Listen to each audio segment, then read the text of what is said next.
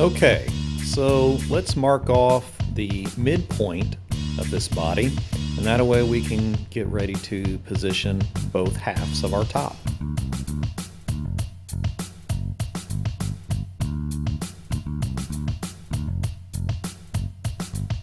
Now we can use a pencil and mark off our excess, and we can trim off with the bandsaw. I'll get this pretty much right on the line. I might leave maybe a 1/16 of an inch extra. We'll be doing some finish sanding, and the rest of that will be getting taken off then. I'll save even the edges that I'm cutting off. I may use that for some inlay at a future point.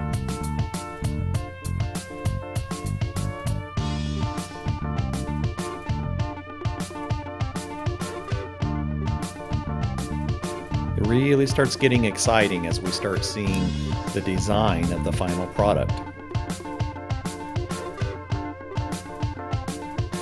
If you have any questions on any of this process that I'm not explaining, let me know. I'd be happy to give you some tips.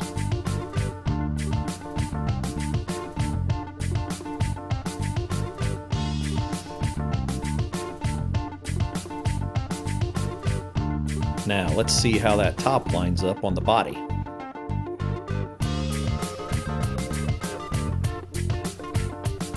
With this being a hollow body instrument, we need a place for the internal pressure to balance, so I'm going to make a round port for that. I love using nitrocellulose binding, but man, you got to be careful. That stuff is flammable. So it needs to be warmed up to be able to mold it. So you can very gently warm it up over a low flame, or you can get you a pot of water and get it to near boiling.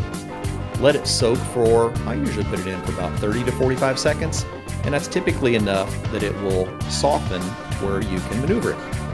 I use acrylic cement or super glue to bind this to the wood.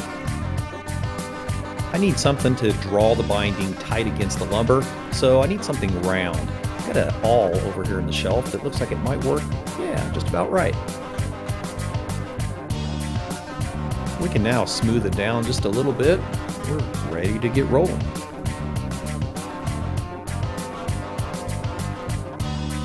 Now that our top is sitting flush on the body, I'll go back and trace out all of the openings for the electronics, and we'll trim those out on the bandsaw.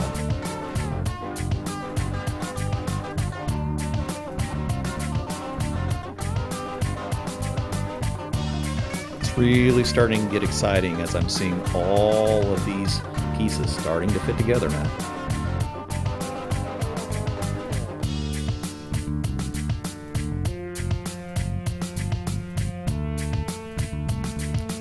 I'm still unpacking the garage, so I haven't found my Forstner bits, so these paddle bits will just have to do.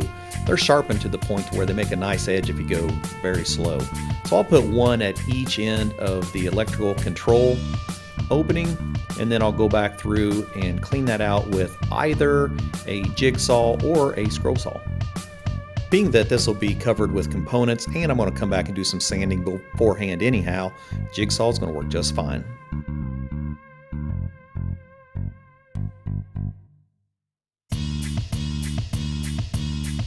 The nice part about a high quality template is everything is included, even right here for the side of the body where my electrical connection is going to go.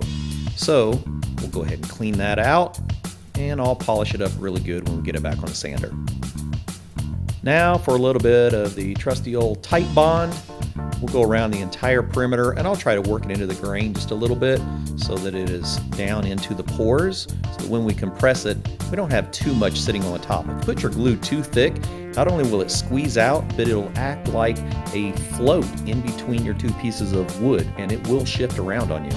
So a thin layer, well distributed, is the best way to go.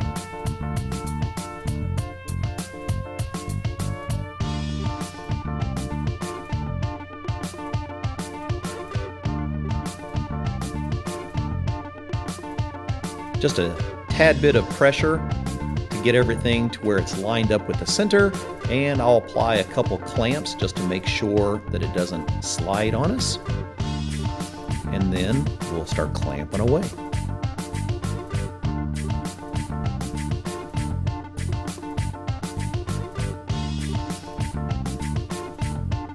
Now we're starting to look like a guitar.